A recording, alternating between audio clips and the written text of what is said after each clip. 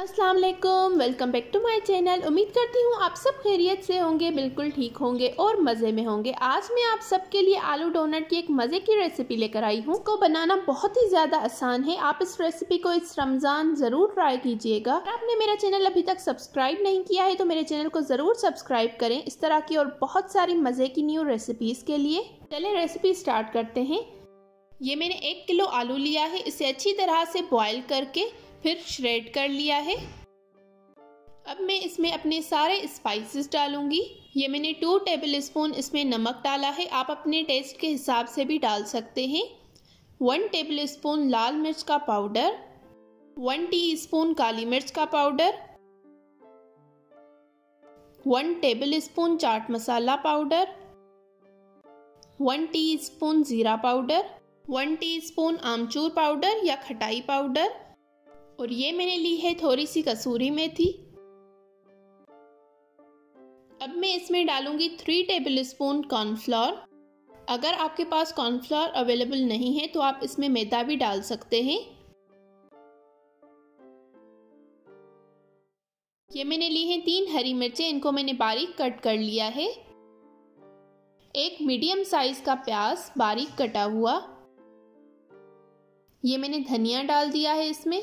ये मैंने 1 cup bread crumbs लिए हैं। इससे आपके डोनट की बाइंडिंग बहुत ही ज़्यादा अच्छी हो जाएगी। अब मैंने इन सारी चीज़ों को अच्छी तरह से मिक्स कर लेना है। ये डोनट बहुत ही ज़्यादा लाइट वेट बनते हैं। इफ्तारी में इस तरह की चीज़ें सबको बहुत ही ज़्यादा पसंद आती हैं, बच्चों से लेकर बड़ों तक। सारी चीज़ों को मैंने अच्छी तरह से मिक्स कर लिया था। अब मैं इसमें 1 अंडा डालूंगी। अच्छी तरह से मिक्स कर देना है। हमारा मिक्सचर बिल्कुल रेडी हो गया है।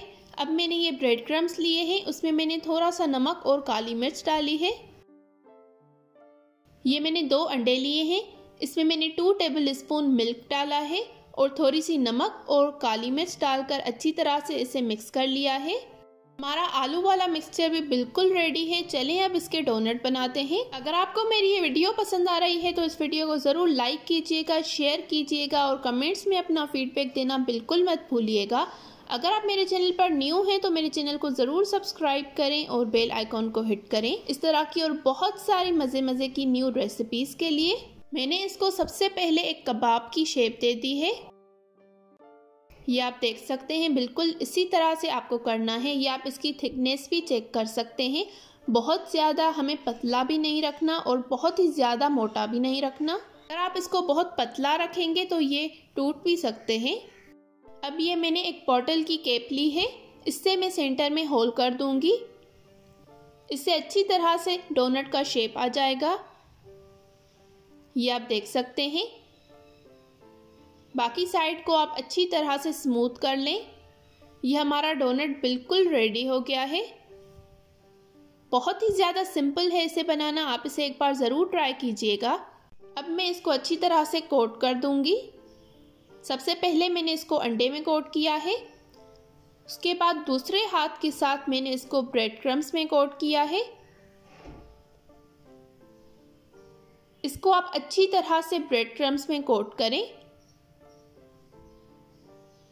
ये आप देख सकते हैं, ये बहुत ही क्रिस्पी बनेगा। आप इसे एक बार ज़रूर ट्राई कीजिएगा। हमारा डोनट बिल्कुल रेडी हो गया है।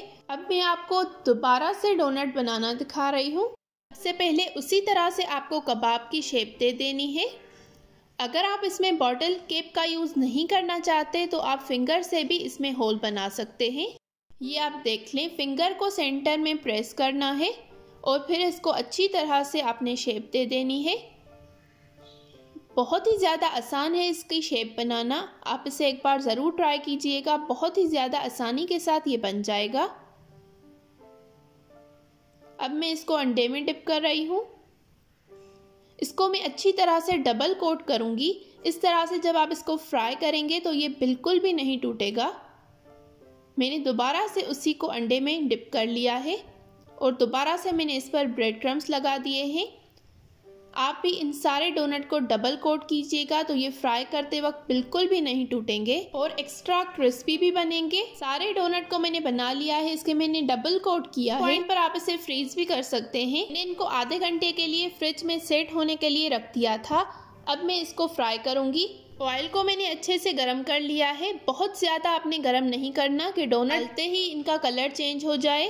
डोनट डालने के बाद 2 से 3 मिनट आपको इसकी साइड बिल्कुल भी चेंज नहीं करनी। इसी तरह से इसको पकने देना है मीडियम आग पर। 3 से 4 मिनट हो गए हैं।